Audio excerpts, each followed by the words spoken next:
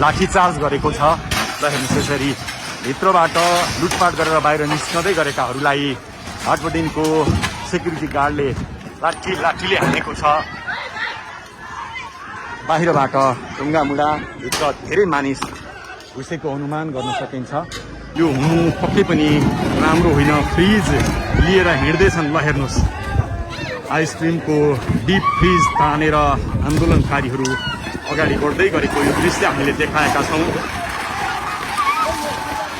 हामीले फ्रिजभित्र भएको आइसक्रिम खोसाखोस भइराखेको अवस्था छ।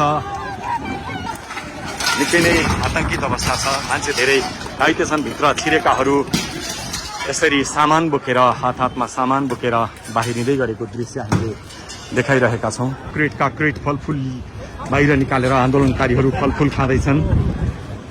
यसले पक्कै पनि बङ्गलादेशको झल्को दिएको छ, विदेशको झल्को दिएको छ। स्वागतका लागि राखिएको यो घडा हेर्नुहोस् मेन सडकमा फालिएको छ। फलफुलका क्रेटहरू बाक्साहरू यसरी फालिएको छ र प्रहरी आइपुगेको छैन। शोकेसहरू यसरी तोडफोड भइराखेको अवस्था छ। यो कोटेश्वरको हाटबटिन हेर्नुहोस् फलफुलहरू यहाँ देख्न सकिन्छ। मानिसहरू सामान बोक्दै भाग्दै दौडिँदै गरेको अवस्था देख्न सकिन्छ। साँच्चै बङ्गलादेशको झल्को यति बेला कोटेश्वरको हाटबटिनीमा देख्न सकिन्छ। दर्शकवृन्द आगो लगाइदिए भनेर यहाँ आन्दोलनकारीहरू कराइरहेका छन्। माथि ढुङ्गा प्रहार भइराखेको छ। यो कोटेश्वरको हाटबटिनीको दृश्य हो। दर्शकवृन्द सोच्दै नसोचेको अप्रिय अवस्था। प्रहरी अहिलेसम्म हाटबटिनीमा आइपुग्न सकेको छैन। पार्किङमा राखिएको गाडी यस्तो अवस्था छ। फलफुल यत्रतत्र सर्वत्र देख्न सकिन्छ।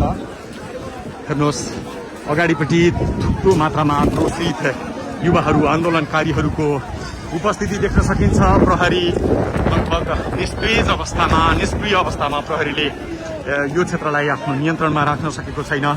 प्रहरीले नियन्त्रण गुमाएको अवस्थामा स्याउ सुन्तलाले हाटबटिनीमाथि आक्रमण भइराखेको छ।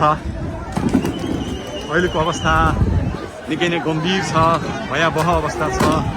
आश्चर्य लाग्यो दर्शकवृन्द, आश्चर्य लाग्दो दृश्य हामी तपाईँलाई देखाइरहेका छौँ। कोटेश्वरको हाटबटिनीमा कोही बियर बोकेर निस्किएका छन्, कोही हुस्की बोकेर निस्किएका छन्, कोही फलफुल बोकेर निस्किएका छन्। अकल्पनीय दृश्य हामी देखिरहेका छौँ।